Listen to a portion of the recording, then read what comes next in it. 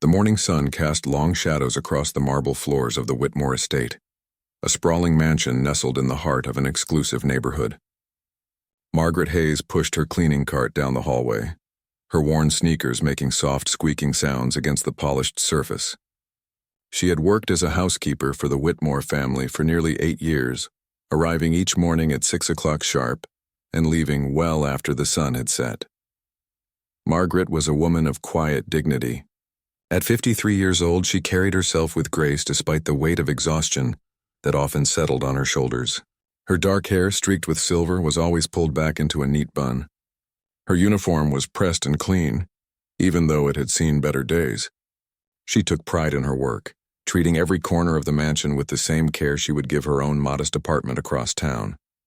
The Whitmore family consisted of Richard Whitmore, a real estate mogul who rarely spoke to Margaret beyond brief instructions, his wife Patricia, who seemed perpetually dissatisfied with everything, and their 2 adult children who visited occasionally. Margaret had learned early on to make herself invisible, to work efficiently without drawing attention. That was how housekeepers survived in homes like these. On this particular Tuesday morning, everything seemed normal. Margaret had already cleaned the guest bedrooms on the 2nd floor and was preparing to tackle the main living area. She gathered her supplies, her mind wandering to her own daughter Jasmine, who was studying nursing at the community college.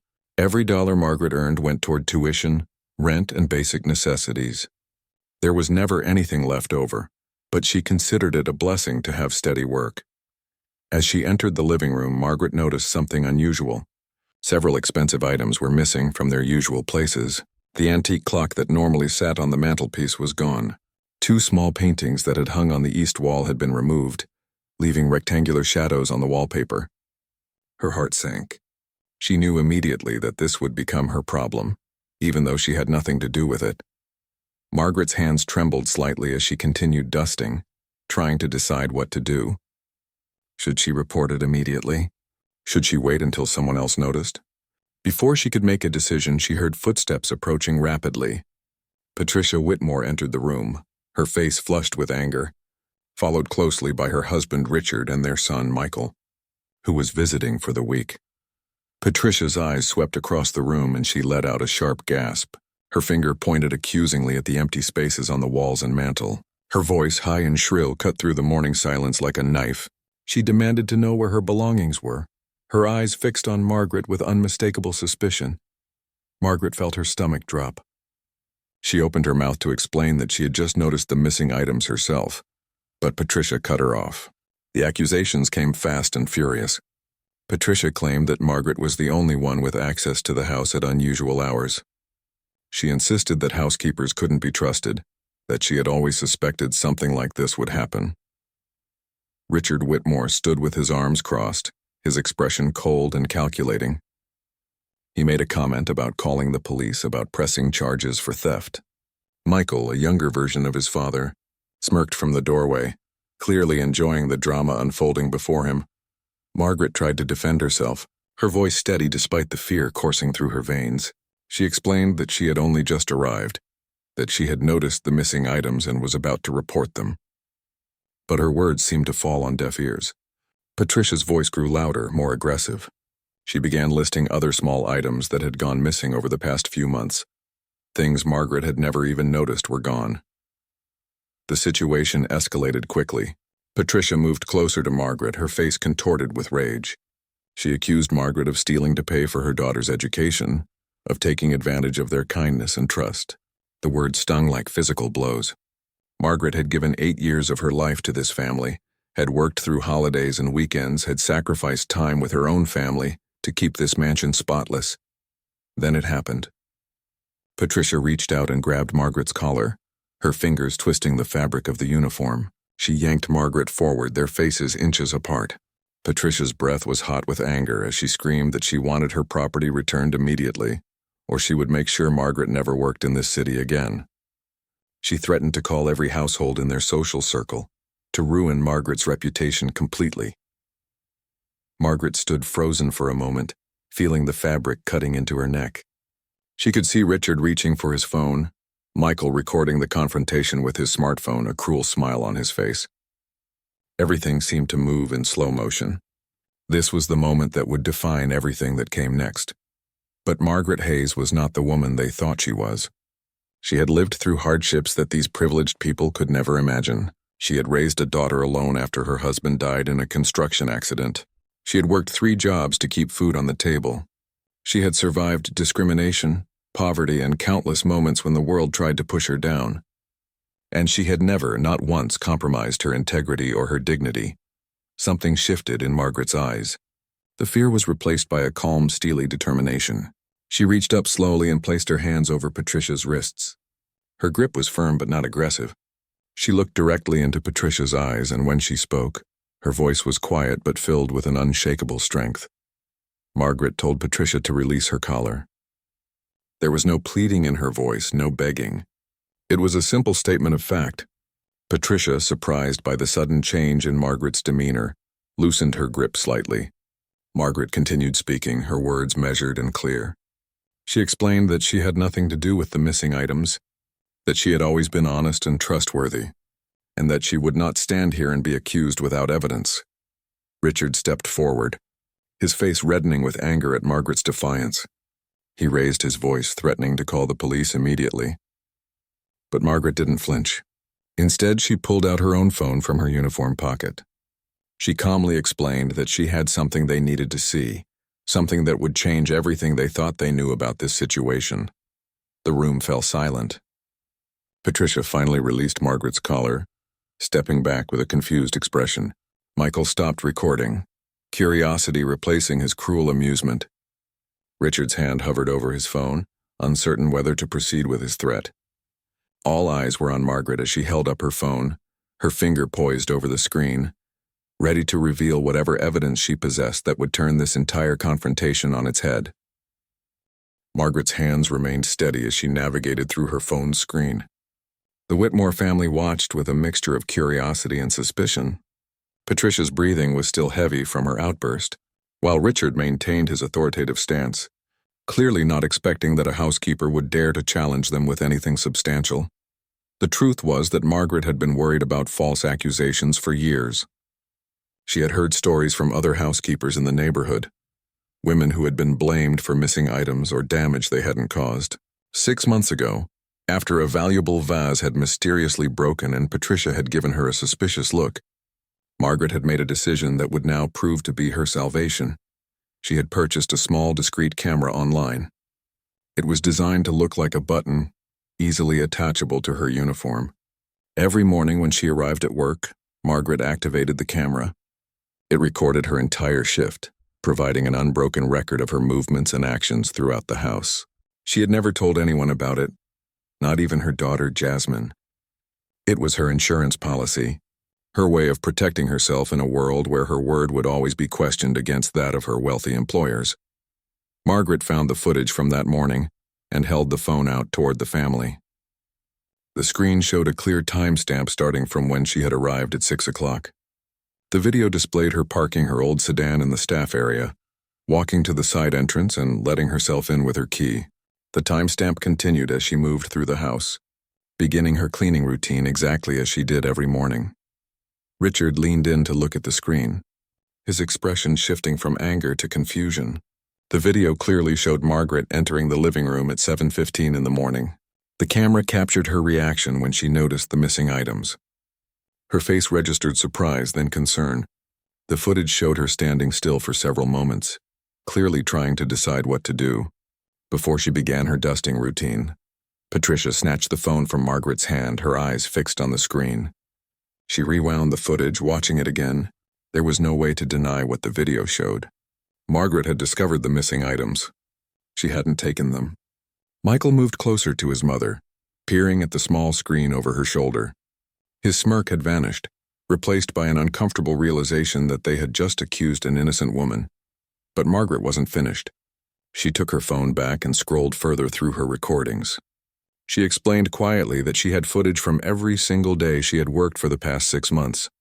If they wanted to check any other dates when items had gone missing, they could review the appropriate footage. Her voice remained calm, but there was an edge to it now, a quiet assertion of her rights and dignity. Richard cleared his throat, clearly uncomfortable. He began to stammer something about this being a misunderstanding, but Margaret interrupted him.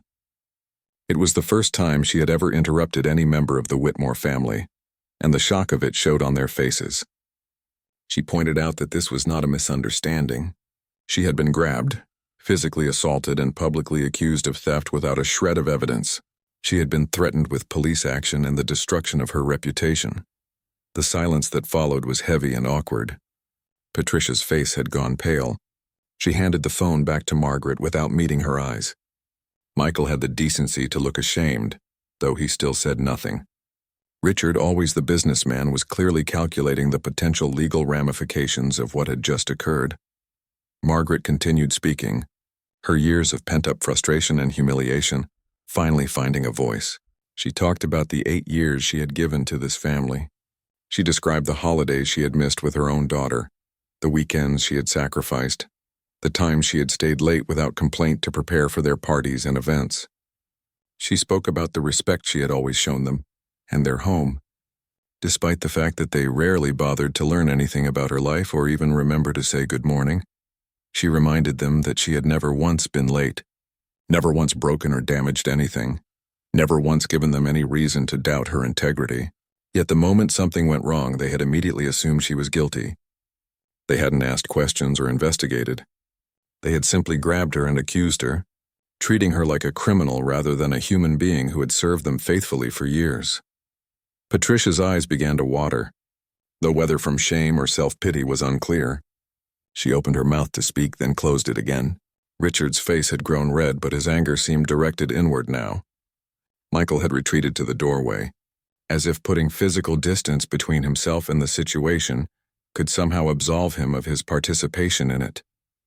Margaret told them that she deserved better than this treatment. Every person deserved better, regardless of their job or economic status. She explained that housekeepers were not invisible servants without feelings or dignity. They were people with families, dreams, and lives outside these mansions. They deserved basic respect and the presumption of innocence just like anyone else.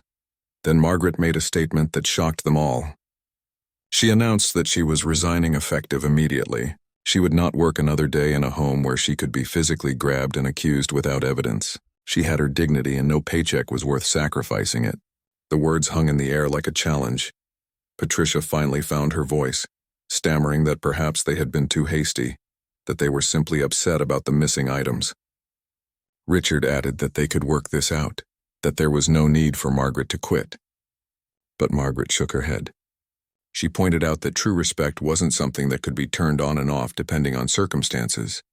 If they didn't respect her enough to give her basic consideration before accusing her, then what kind of treatment could she expect in the future? Michael spoke up for the first time, suggesting that they should figure out what actually happened to the missing items before anyone made any permanent decisions. It was a reasonable point, but Margaret suspected his concern was more about the family's convenience than about justice for her. Margaret began removing her cleaning supplies from her cart, separating her personal items from the household equipment. As she worked, she mentioned something that made them all freeze. She said that over the years, she had noticed things about this household that they probably didn't realize anyone saw. She had observed patterns and behaviors that might be relevant to their current mystery. Richard demanded to know what she meant. Margaret paused in her organizing and looked up at them.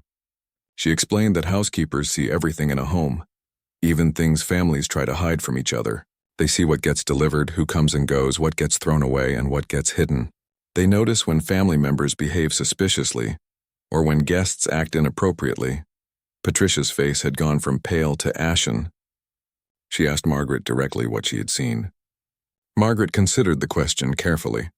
She had always maintained professional discretion, never gossiping about the families she worked for. But these people had just assaulted and falsely accused her. Did she still owe them that loyalty? Margaret made a decision. She told them that she had seen Michael entering the house late at night on several occasions over the past few months, when his parents thought he was staying at hotels during his visits. She had noticed him going into rooms he had no reason to visit, including the living room and the study where valuable items were kept. She had seen him leaving with bags and boxes, but she had assumed he was taking things his parents had given him. Michael's face flushed bright red. He began to protest, but his voice lacked conviction. Patricia turned to stare at her son, her mouth opening in shock. Richard's expression had transformed from embarrassment to fury, but now that fury was directed at a new target. The entire dynamic in the room had shifted in an instant, and Margaret stood at the center of it, finally being heard. Michael's face had transformed from smug superiority to panic in a matter of seconds. He stumbled over his words, trying to construct a defense that sounded increasingly hollow with each syllable. He claimed he had every right to be in his parents' house, that he sometimes stopped by late at night when he couldn't sleep, that the bags Margaret had seen probably contained clothes or personal items he kept at the estate. But Richard was no fool. He had built his fortune on reading people and recognizing deception. His eyes narrowed as he studied his son. He asked Michael directly, with the cold precision of a prosecutor, about the specific nights Margaret had mentioned. He wanted to know why Michael hadn't told them about these late-night visits, why he had been secretive about being in the house. Patricia had sunk onto the velvet sofa, her hand pressed against her chest. She looked between her son and her husband, the reality of the situation slowly penetrating her consciousness. Her voice, when she finally spoke, was barely above a whisper. She asked Michael to tell them the truth, to explain what had really been happening. Margaret stood silently, watching the family drama unfold. Part of her felt a grim satisfaction at seeing the tables turned, but mostly she felt a deep sadness. This was a family falling apart, revealing dysfunctions and betrayals that had been hidden beneath wealth and privilege. She had no desire to witness their pain, but she also refused to remain the scapegoat for their problems. Michael's resistance crumbled under his father's interrogation. He slumped against the doorframe, his expensive designer clothes suddenly looking rumpled and disheveled. He admitted that he had been coming to the house late at night, but not for innocent reasons. He revealed that he had accumulated significant gambling debts over the past year. What had started as casual betting with friends had spiraled into a serious addiction that had consumed his trust fund and maxed out his credit cards. The confession spilled out of him in a rush. He explained how he had started taking small items from the house, things he thought his parents wouldn't miss right away. An antique pen here, a decorative plate there. He had been selling them through online auction sites and to collectors who didn't ask too many questions about provenance. The money had gone straight to bookies and online gambling platforms, disappearing almost as quickly as he obtained it. Patricia let out a sob, her perfect composure finally shattering. Richard's face had turned to stone, his jaw clenched so tightly that muscles twitched in his cheeks. Margaret felt uncomfortable witnessing this intimate family crisis. This was the moment when she should leave, when she should walk away from this house and never look back. But something kept her rooted to the spot. Michael turned to Margaret, his eyes red and watery. He apologized, his voice cracking with emotion. He said he never intended for her to be blamed. He had assumed his parents would just think the items had been misplaced or given away. He hadn't considered that someone else would be accused. The apology felt inadequate given what Margaret had just endured, but at least it was an acknowledgement of wrongdoing. Richard asked his son how much he owed. The number Michael provided made even Margaret gasp. It was more than she would earn in 5 years of cleaning houses. Richard's response was cold and measured. He told Michael that he would pay off the debts one final time, but that was the end. Michael would enter a treatment program for gambling addiction, or he would be cut off completely from the family finances. Patricia, still crying, reached out toward her son, but Michael pulled away. He looked ashamed and broken, a far cry from the smirking young man who had been recording Margaret's humiliation on his phone just minutes earlier. He muttered something about going to his room and stumbled out of the living room, his footsteps heavy on the stairs. After Michael left, an awkward silence filled the space. Richard and Patricia looked at each other, then at Margaret, clearly unsure how to proceed. The power dynamic had shifted dramatically. Margaret was no longer the accused thief cowering before her employers. She was the person who had exposed an uncomfortable truth, and they didn't know how to deal with her now. Richard was the first to speak. He offered what he probably thought was a generous solution. He said that obviously Margaret's employment would continue, that they would forget this entire unfortunate incident, and that they might even consider a small raise given her years of service. He said it as if he was doing her a favor, as if the trauma she had just experienced could be erased with a salary bump. Margaret's response surprised them both. She thanked him politely but declined. She repeated that she was resigning and would not be returning to work at the Whitmore estate. Richard's face showed confusion. He pointed out that she needed this job, that positions like this were hard to find, that she had a daughter in college who needed financial support. How could she afford to just walk away? Margaret felt anger flare in her chest at his presumption. Yes, she needed money. Yes, she had financial responsibilities. But she also had self-respect, and she had learned something important in this confrontation. She had learned that she was stronger than she had known, that her voice and her truth had power, and that she would not accept being treated as less than human, regardless of the financial cost. She explained to Richard and Patricia that money wasn't the only thing that mattered in life.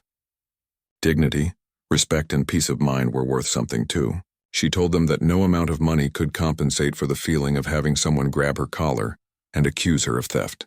No paycheck could erase the humiliation of being treated like a criminal in front of people she had served faithfully for 8 years. Patricia finally stood up and walked toward Margaret. Her face was streaked with tears and her usually perfect makeup was smudged. She apologized, and this time it sounded genuine rather than perfunctory. She admitted that she had let her anger and frustration override her judgment.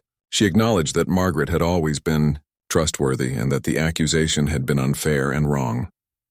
But Margaret could see that Patricia's apology came more from embarrassment about her son's behavior than from genuine remorse about how she had treated her housekeeper. Patricia was sorry that she had been wrong, sorry that the situation had become so messy.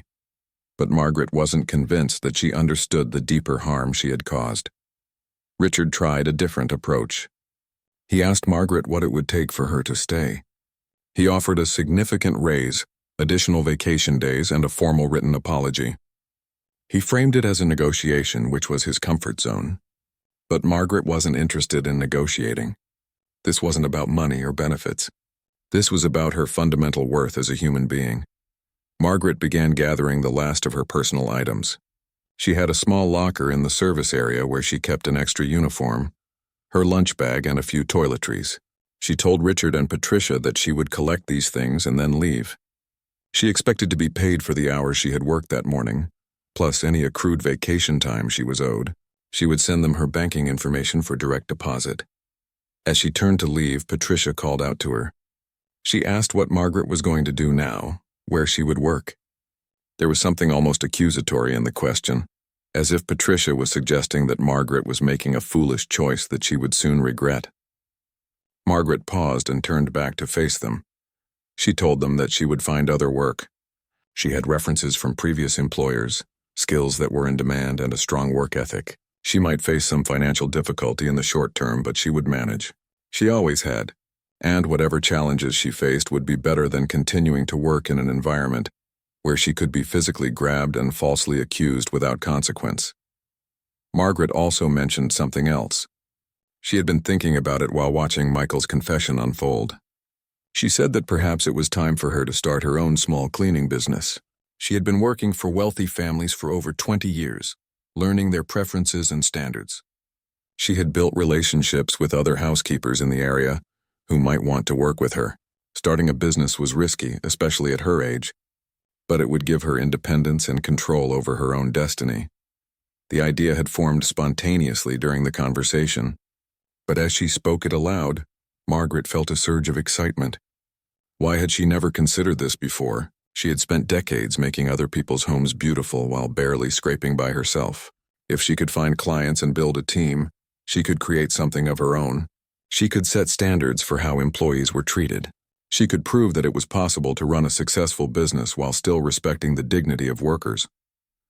Richard pointed out the practical challenges. Starting a business required capital, licenses, insurance, and marketing. It required clients who would trust a new company. Margaret acknowledged these obstacles but said she was willing to face them. She had faced harder challenges in her life. Besides, she had something valuable that money couldn't buy. She had integrity, and in a world where that was increasingly rare, perhaps people would value it. Margaret walked through the service corridors of the Whitmore mansion for what she knew would be the last time. The narrow hallways and plain walls stood in stark contrast to the opulent rooms where the family lived. She had spent 8 years navigating these spaces, invisible to the people whose lives she maintained. Now carrying a small cardboard box with her belongings, she felt a strange mixture of fear and liberation. Her hands shook slightly as she loaded the box into the trunk of her old sedan. The morning sun had climbed higher in the sky, and the day that had started like any other had transformed into something life-changing. Margaret sat in the driver's seat for a moment, gripping the steering wheel, trying to process everything that had happened. She had stood up for herself, something she had rarely done in her entire working life. The act felt both empowering and terrifying. The drive home took 40 minutes through morning traffic. Margaret's small apartment was located in a neighborhood far removed from the tree-lined streets and mansions where she had worked. Here, buildings were close together, paint was chipped, and cars were practical rather than luxurious. But it was home, and as she climbed the stairs to her second-floor unit, Margaret felt a sense of belonging she never experienced at the Whitmore estate. Inside her apartment, Margaret set down her box and immediately called her daughter. Jasmine was between classes at the community college, and her voice was bright and cheerful when she answered. Margaret's throat tightened with emotion as she tried to explain what had happened. The words came out in a rush, and Jasmine listened with growing alarm and then pride as her mother recounted the morning's events. Jasmine's reaction was immediate and supportive. She told her mother that she had done the right thing, that no one should be treated that way regardless of how much they needed the job. She offered to take a semester off from school to help with finances, but Margaret firmly rejected the idea. Jasmine's education was the whole point of Margaret's sacrifices. That dream would not be derailed by this setback.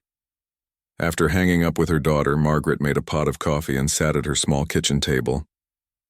The reality of her situation began to sink in. She had no job, limited savings, and rent due in 2 weeks. She had acted on principle, but principles didn't pay bills.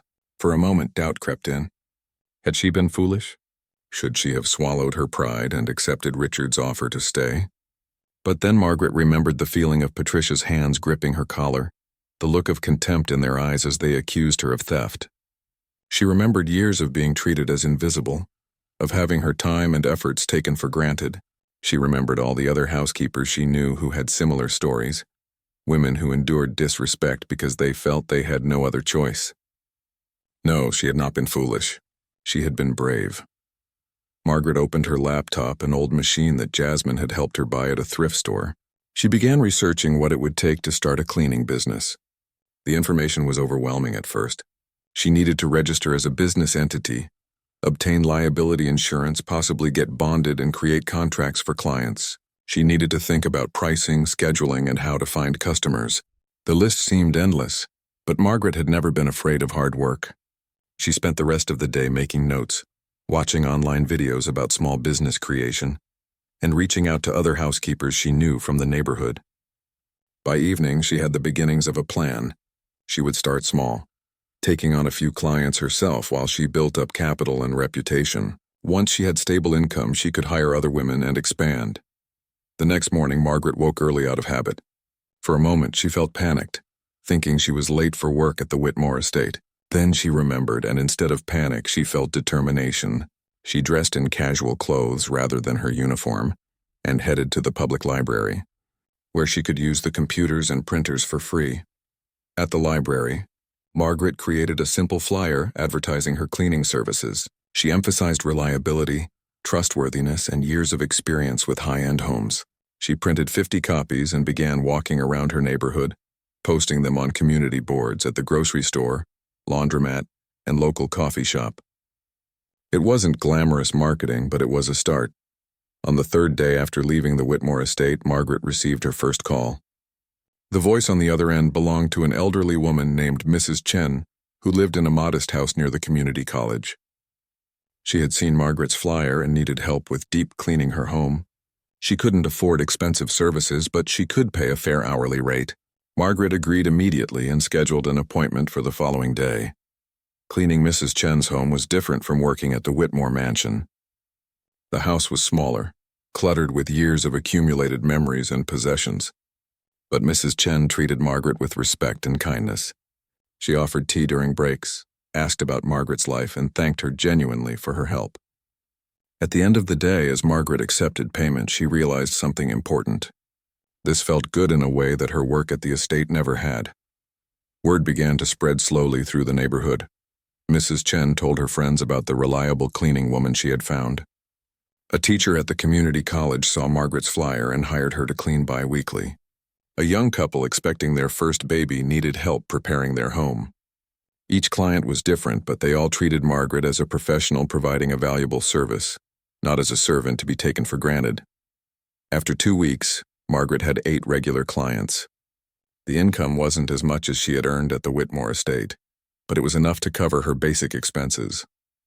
More importantly, she was her own boss. She set her own schedule, chose her clients, and maintained her dignity and self-respect. The financial pressure was still real, but the emotional burden had lifted. One evening, Margaret received an unexpected phone call. She didn't recognize the number, but when she answered, she was surprised to hear Richard Whitmore's voice. He sounded uncomfortable, clearing his throat several times before speaking. He explained that they had not yet found a replacement housekeeper. The agency workers they had hired didn't meet their standards. Patricia had mentioned that perhaps they had been too hasty in letting Margaret go. Richard made an offer.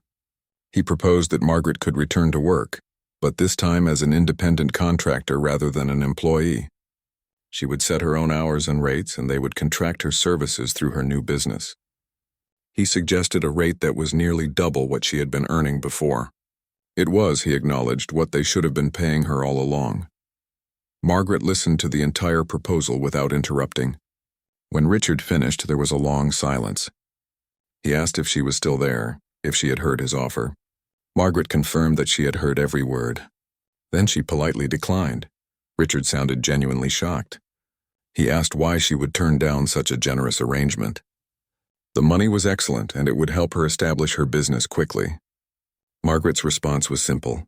She explained that she had learned something important over the past few weeks. She had learned that her peace of mind was worth more than any amount of money. Working for the Whitmore family, even under better conditions, would always remind her of that moment when she was grabbed and accused. That memory would poison any future interactions.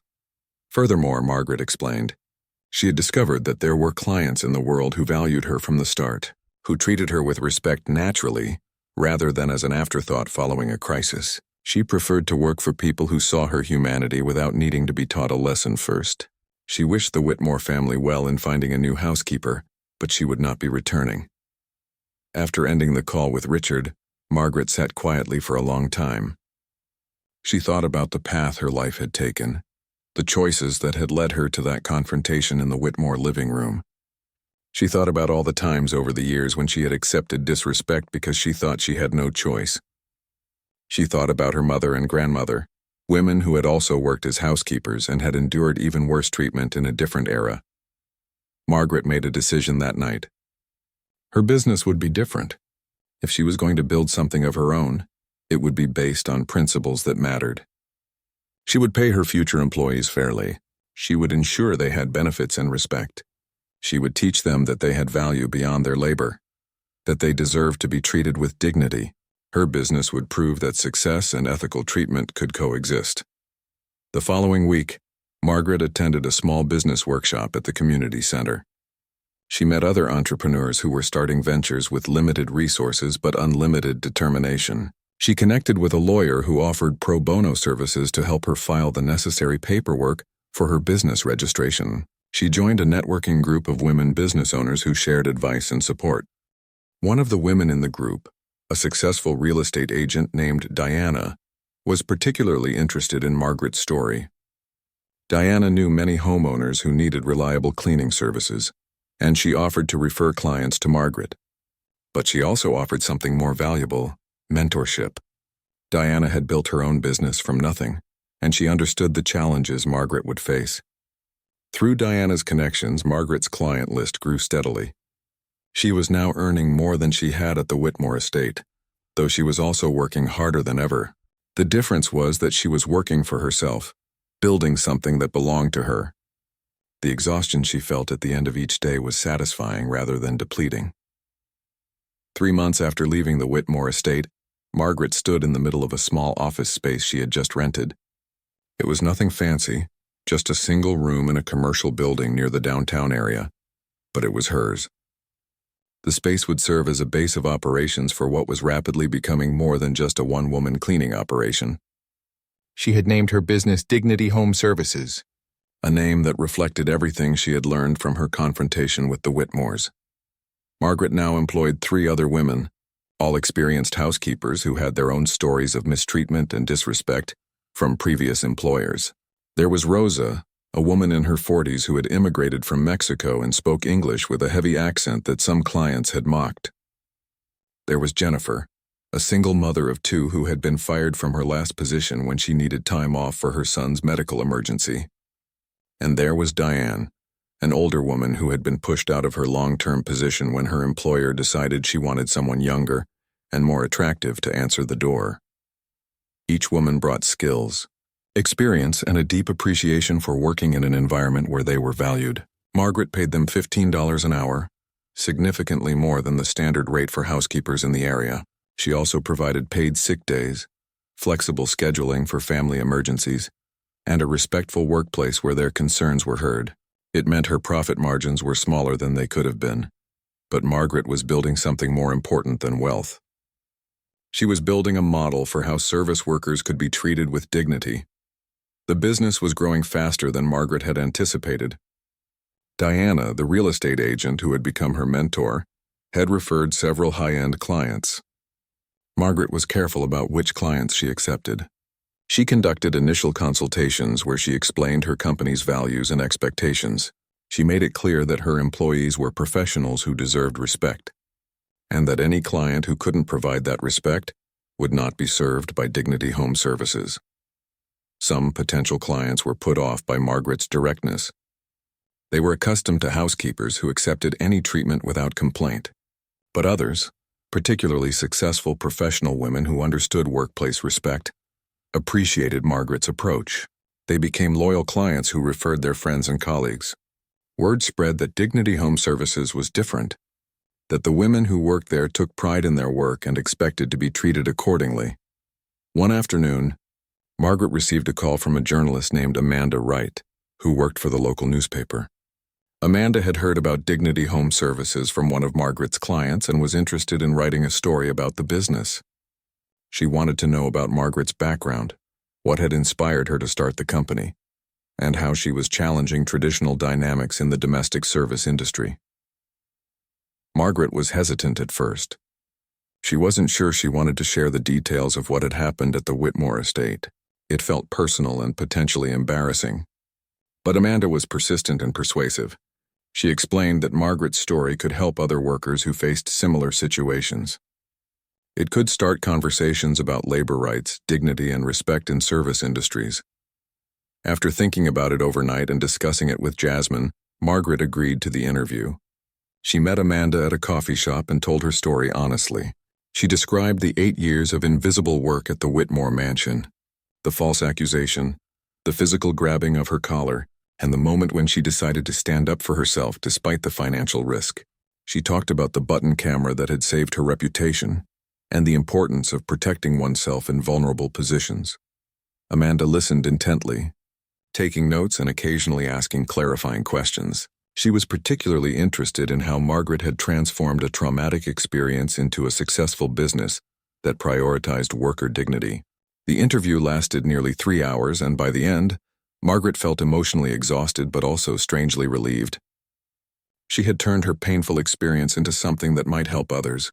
The article appeared in the newspaper 2 weeks later.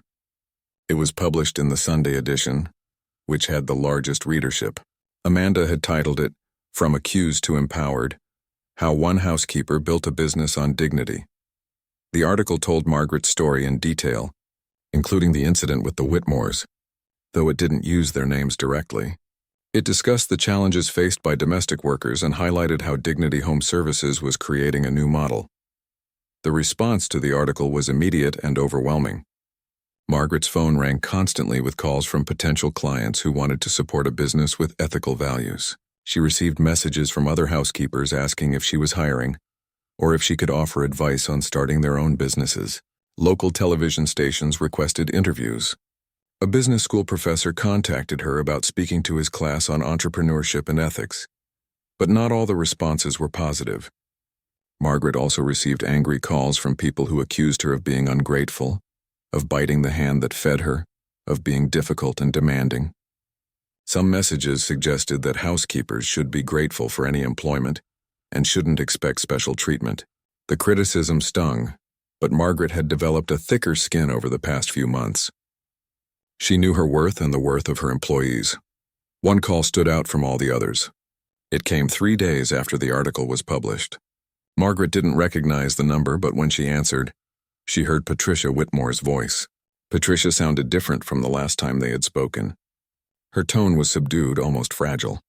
She asked if they could meet in person to talk. Margaret's first instinct was to refuse, but something in Patricia's voice made her curious. They agreed to meet at a neutral location, a quiet park halfway between their neighborhoods. Margaret arrived first and sat on a bench near a small pond, watching ducks glide across the water. When Patricia arrived, Margaret was struck by how different she looked. The perfectly styled hair and expensive clothes were still there, but Patricia looked tired and older somehow. The confidence that had always surrounded her like armor seemed diminished. Patricia sat down on the bench, maintaining a respectful distance. She thanked Margaret for agreeing to meet. Then she did something Margaret never expected. She apologized sincerely and without excuses. Patricia acknowledged that she had treated Margaret terribly, not just on that final morning but throughout the years of her employment. She admitted that she had never really seen Margaret as a person with feelings, struggles, and dignity. She had seen her as part of the household machinery, something that performed a function and required no consideration beyond that. Patricia explained that reading the newspaper article had been deeply uncomfortable. Seeing her actions described in print, recognizing herself in the role of the aggressor, had forced her to confront truths about herself that she had been avoiding. She talked about her own insecurities and how she had projected them onto people she perceived as having less power. She acknowledged that her treatment of Margaret was wrong and that no circumstances justified it. Margaret listened without interrupting. She had imagined various scenarios for how a future encounter with Patricia might go, but this wasn't one of them. Patricia seemed genuinely remorseful, and Margaret could see the effort it had taken for her to make this meeting happen. Still, Margaret's feelings were complicated. An apology couldn't erase years of being treated as invisible, and it couldn't undo the trauma of that confrontation. When Patricia finished speaking, Margaret shared her own perspective. She explained that the apology was appreciated, but that it came too late to change their past relationship. She told Patricia that the real test of her remorse wasn't apologizing to Margaret, but changing how she treated people in service positions going forward. If Patricia truly understood what she had done wrong, she would ensure her next housekeeper was treated with consistent respect and consideration. Patricia nodded, tears forming in her eyes. She mentioned that Michael was now in treatment for his gambling addiction, and that the family was in therapy together. The incident had exposed dysfunction that went beyond stolen items, revealing communication breakdowns and unexamined privileges that had damaged all of them. Patricia said that in an odd way, Margaret's decision to stand up for herself had been a catalyst for necessary changes in the Whitmore family. Before they parted, Patricia asked if there was anything she could do to help Margaret's business. Margaret considered the offer carefully. Part of her wanted to refuse on principle, but another part recognized an opportunity. She told Patricia that the best thing she could do was to use her influence in her social circle to promote awareness about fair treatment of domestic workers. Patricia had connections with dozens of wealthy families who employed housekeepers, nannies, and other service workers.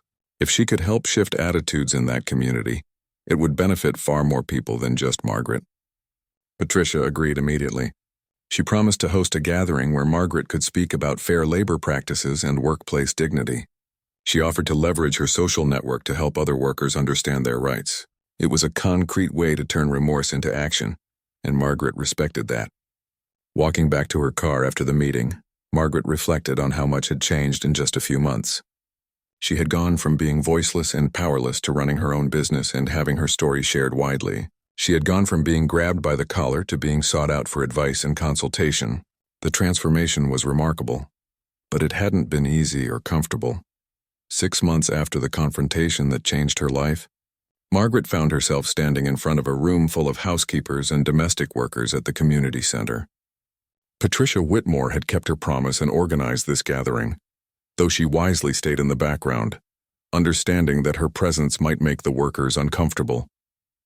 The room was filled with women of various ages and backgrounds, all united by the common experience of working in other people's homes. Margaret had prepared notes for her presentation, but as she looked out at the faces before her, many showing the same exhaustion and worry she had carried for years, she set her papers aside. She decided to speak from the heart instead. She began by sharing her own story, not sugarcoating the fear and vulnerability she had felt when she stood up to the Whitmores. She wanted these women to know that courage didn't mean having no fear. It meant acting despite the fear. The audience listened with rapt attention as Margaret described the button camera she had purchased to protect herself. Several women pulled out their phones to take notes, asking questions about where to buy such devices and how to use them legally.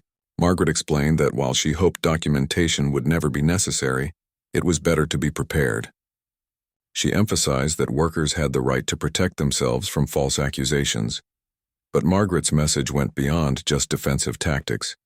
She talked about knowing your worth, about recognizing that domestic work was skilled labor that deserved respect and fair compensation. She discussed the importance of having written contracts that specified duties, hours, and payment terms. She encouraged the workers to trust their instincts when situations felt unsafe or disrespectful, and to know that it was acceptable to walk away from toxic work environments. One woman in the audience, an older housekeeper named Marie, raised her hand. Her voice trembled as she asked how someone was supposed to walk away when they had bills to pay and family depending on them. It was the question Margaret had anticipated because it was the same question she had wrestled with herself. She answered honestly, acknowledging that leaving a bad situation without another job lined up was terrifying and not always possible. Margaret explained that building up an emergency fund, even if it was just $20 a week, could provide a small cushion for crisis situations.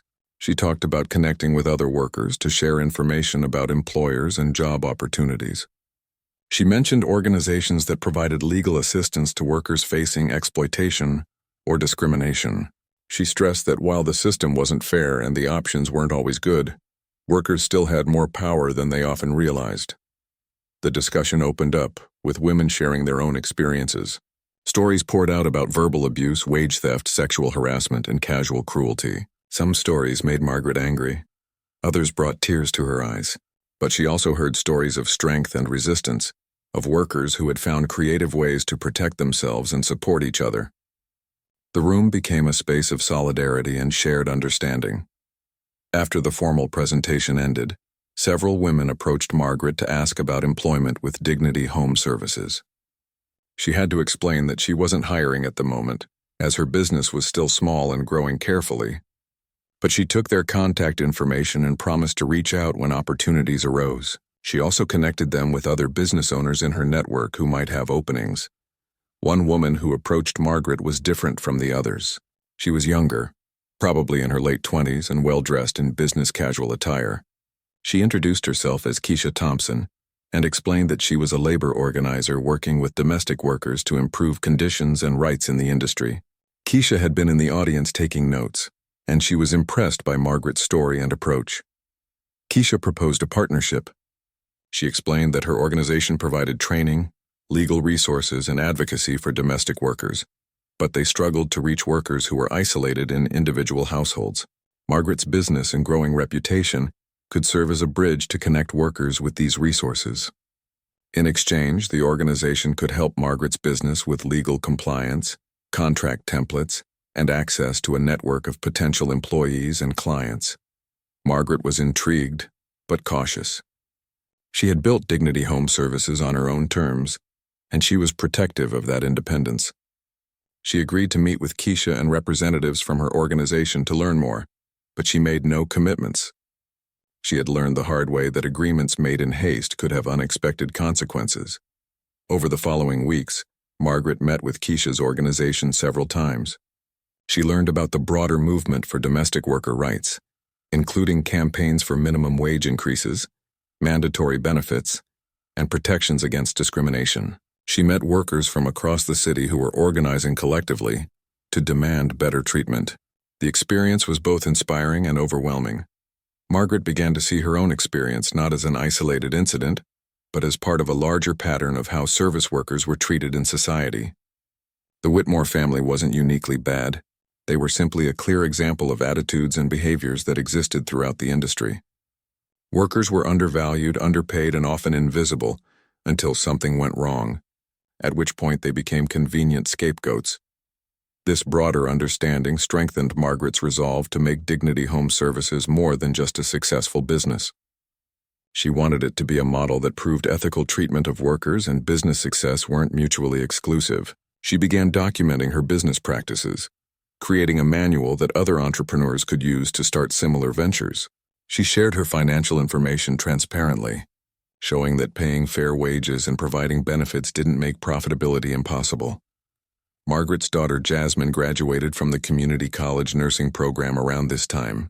The ceremony was held on a sunny Saturday afternoon, and Margaret sat in the audience with tears streaming down her face as Jasmine walked across the stage to receive her diploma. All the years of sacrifice, all the hours of cleaning other people's homes, had led to this moment. Jasmine had achieved something Margaret had never been able to accomplish for herself: a professional degree that would open doors to a stable, respected career. After the ceremony, Jasmine introduced Margaret to her professors and classmates. She spoke proudly about her mother's business and the stand she had taken against injustice. Margaret felt a surge of pride, not just in her daughter's accomplishments, but in the fact that Jasmine had grown up understanding the importance of dignity and self-respect. Those values would serve her well in her nursing career and beyond. But even as Margaret celebrated Jasmine's success, new challenges were emerging for Dignity Home Services. The company's growth had attracted attention from larger established cleaning companies in the area. Some saw Margaret's ethical approach as a threat, suggesting that her higher wages and worker protections would force them to change their own practices or risk losing clients who cared about fair labor practices. One competitor, a large cleaning franchise with dozens of employees, began spreading rumors about Dignity Home Services. They suggested that Margaret's prices were artificially high, that her emphasis on worker rights meant lower quality service, and that her business would inevitably fail because it wasn't sustainable. Some of Margaret's clients heard these rumors and asked her to address them.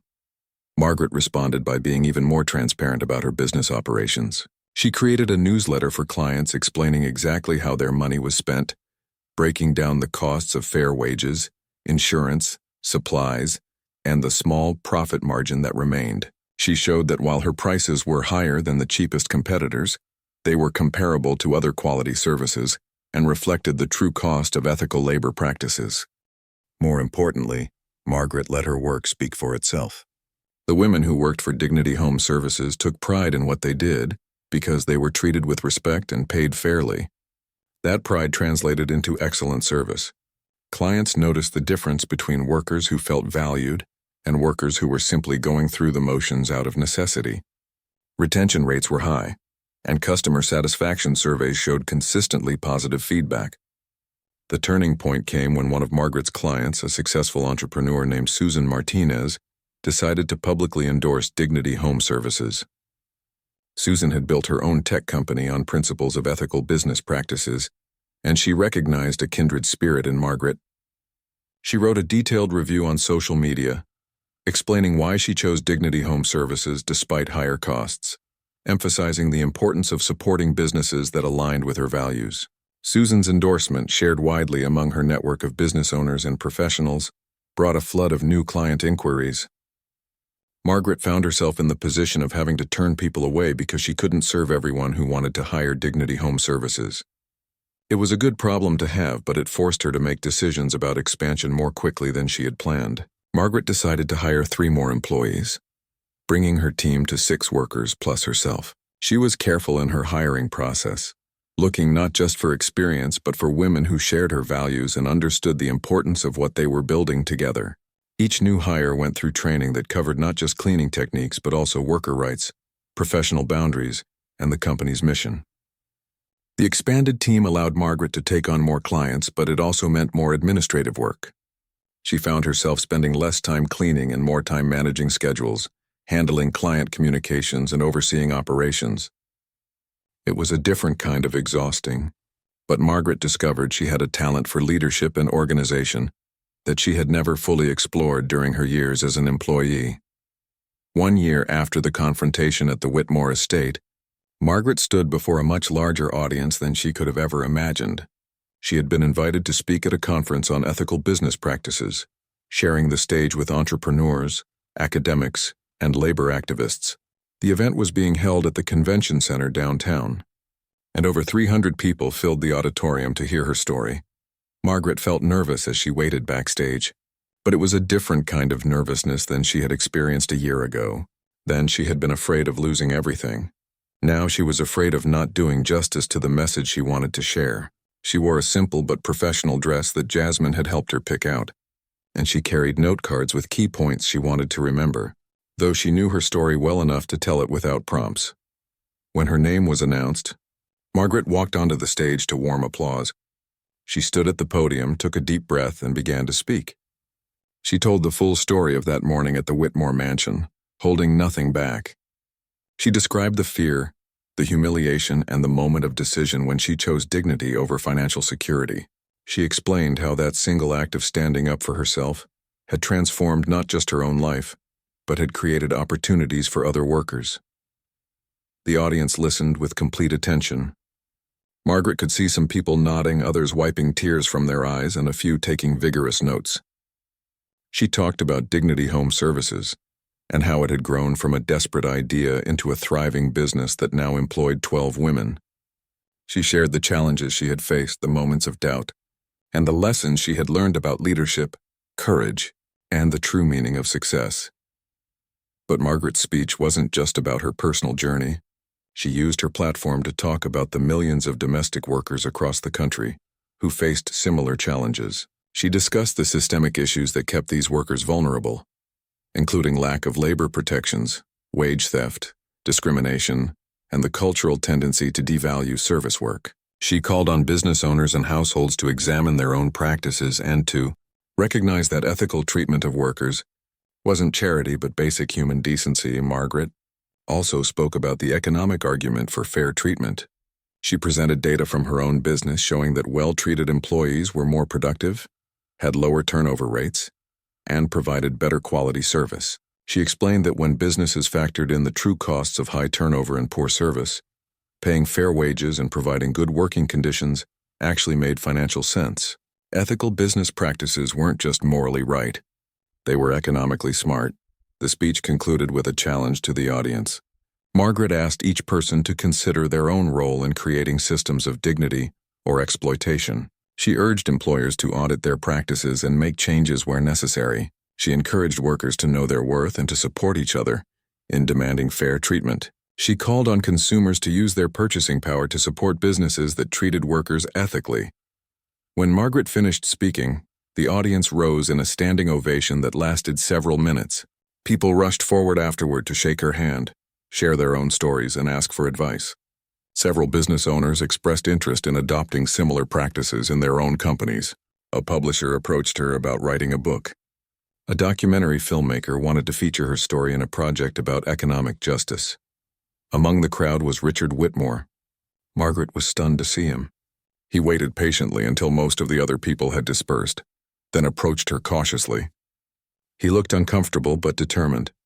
Richard explained that Patricia had shown him the conference announcement, and that he felt he needed to come and hear Margaret's speech in person. Richard told Margaret that hearing her story from her perspective had been difficult but necessary. He acknowledged that he and his family had never considered the human impact of their treatment of Margaret and other service workers they had employed over the years. He admitted that his first instinct after the theft incident had been to protect his family's reputation and interests, not to consider whether they had treated Margaret fairly in the first place. Margaret listened politely but without warmth. She appreciated that Richard had made the effort to attend the conference, but she wasn't interested in becoming friends with the Whitmores or in absolving them of their actions. She told Richard that if he truly wanted to make amends, he should support legislation protecting domestic workers, should audit how his company treated service employees, and should use his influence to promote fair labor practices among his peers.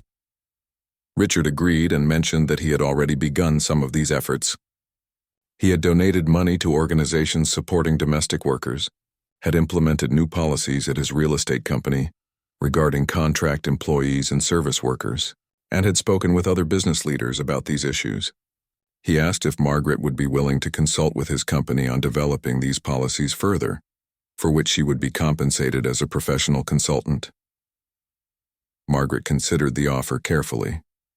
Part of her wanted nothing more to do with the Whitmore family, but another part recognized that this was an opportunity to create systemic change. If Richard's company adopted strong worker protection policies, it could influence other businesses in the industry. She agreed to the consulting work, but she made clear that it would be a strictly professional relationship with formal contracts and appropriate compensation. Over the following months, Margaret's life continued to evolve in ways she never could have predicted. Dignity Home Services expanded to employ 20 workers and was being recognized as one of the fastest-growing small businesses in the city. Margaret hired a business manager to handle day-to-day operations, freeing her to focus on advocacy work and business development.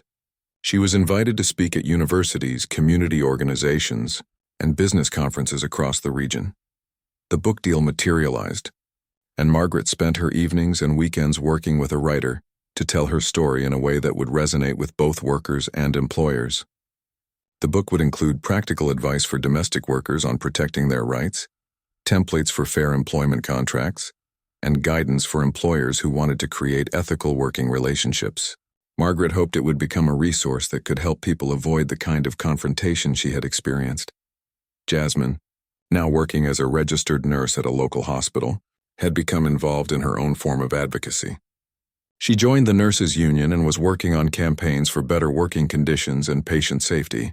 Mother and daughter often discussed the parallels between their experiences, recognizing that the fight for worker dignity crossed all industries and professions. They both understood that real change required both individual courage and collective action.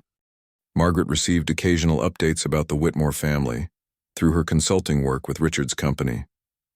Michael had completed his treatment program and was working in a more modest position at his father's company, slowly rebuilding trust and demonstrating changed behavior. Patricia had become involved with a charitable foundation supporting women in transition from difficult circumstances, including domestic workers seeking better opportunities. The family seemed to be genuinely trying to learn from their mistakes. But Margaret's focus wasn't on the Whitmores anymore. They were part of her past, a catalyst for change but not the center of her story. Her attention was on the future she was building, both for herself and for the workers who depended on Dignity Home Services for their livelihoods. She was creating a model that proved another way was possible, that businesses could succeed while treating workers with respect and dignity. 2 years after that pivotal morning when Patricia Whitmore grabbed her collar, Margaret attended a ceremony where Dignity Home Services was being recognized as an exemplary small business by the city's Chamber of Commerce. She stood on the stage accepting the award, flanked by several of her employees who had become partners in the business. The recognition wasn't just for financial success, but for demonstrating social responsibility and ethical business practices. As Margaret held the award and looked out at the audience, she thought about all the moments that had led her to this point. She thought about the years of invisible labor, the moment of confrontation, the terrifying decision to walk away from financial security, and the gradual building of something new. She thought about all the domestic workers who continued to face exploitation and mistreatment, and she renewed her commitment to being a voice for change. Margaret's speech that night was brief but powerful. She thanked her employees for their dedication and for believing in the mission of Dignity Home Services. She thanked her daughter for being her inspiration to strive for something better. She thanked the clients who had chosen to support a business based on values rather than just price. And she thanked the Whitmore family, not because she had forgiven them completely, but because their actions had inadvertently pushed her toward discovering her own strength and purpose. She concluded by saying that her story wasn't about one dramatic confrontation or one person's success. It was about the countless workers who deserved better and were finding ways to demand it. It was about changing systems and attitudes that had existed for generations. It was about recognizing that every person, regardless of their job or economic status, had inherent dignity that deserved to be respected. The audience applauded, and Margaret stepped down from the stage. She mingled with other attendees, many of whom wanted to discuss how they could implement similar practices in their own businesses or support workers in their communities. She exchanged business cards, made connections, and planted seeds for future collaborations. This was her life now, not just cleaning homes but helping to clean up an entire industry's approach to labor and dignity. As Margaret drove home that night, she allowed herself a moment of reflection. The old sedan she had driven to the Whitmore mansion was gone, replaced by a reliable used car that didn't threaten to break down at any moment. The apartment she shared with Jasmine had been upgraded to a small house they were slowly furnishing together. The constant financial anxiety that had dominated her life for decades had eased, though she remained careful with money, never forgetting what poverty felt like. More importantly, Margaret felt different inside. The woman who had accepted invisibility and swallowed disrespect in order to keep her job no longer existed. In her place was someone who understood her own worth, who could speak truth to power, and who had learned that sometimes losing everything was the first step toward gaining what truly mattered. She had discovered that dignity wasn't something employers could grant or withhold. It was something she had always possessed, she just needed to claim it. Margaret's story spread far beyond the local community. The newspaper article that had started it all was picked up by national media outlets. Her conference speeches were shared online and viewed by hundreds of thousands of people. Workers across the country reached out to share their own stories and to ask for advice. Some started their own businesses modeled after Dignity Home Services. Others used Margaret's example to find courage to speak up in their own workplaces. Not every story had a happy ending. Margaret heard from workers who tried to stand up for themselves and lost their jobs without the resources to recover quickly. She heard about retaliation, blacklisting, and continued exploitation. These stories reminded her that individual courage, while important, wasn't enough. Systemic change required laws, enforcement, and a fundamental shift in how society valued different types of work. This realization deepened Margaret's commitment to advocacy beyond her own business. She began working with legislators on bills to extend labor protections to domestic workers. She testified at hearings, sharing her expertise and adding a human face to policy discussions. She discovered that her story gave her a platform and a credibility that could be used to push for changes that would benefit workers she would never meet. The confrontation with the Whitmores, which had seemed like the worst moment of Margaret's life when it was happening, had become the turning point that allowed her to step into a larger purpose. She often reflected on how that moment of being grabbed by the collar had forced her to make a choice about who she was and what she would accept. In standing up for herself, she had accidentally become a symbol of resistance for others and a catalyst for change in her industry. Margaret understood now that her story wasn't unique in its pain, but in its outcome. Countless domestic workers face similar treatment every day. The difference was that circumstances had aligned to give Margaret options that many workers didn't have.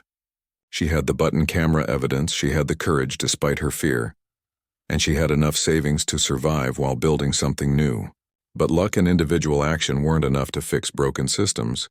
As Margaret moved forward with her work, she carried with her the memory of that moment in the Whitmore living room. She remembered how it felt to be grabbed, accused, and treated as less than human. She held on to that memory not to nurse a grudge, but to fuel her determination that other workers shouldn't have to experience the same thing. Every time she felt tired or wanted to retreat into the comfort of her successful business, that memory pushed her to keep advocating for broader change. The woman who had been clutched by the collar had indeed left everyone stunned, but not in the way the Whitmores had expected. They had anticipated fear, submission, and perhaps quiet resignation. Instead, Margaret had shown them strength, dignity, and the power of standing up for oneself. She had transformed a moment of victimization into a movement for change, and in doing so, she had not only saved herself but had helped create a path for others to follow, toward a more just and dignified future.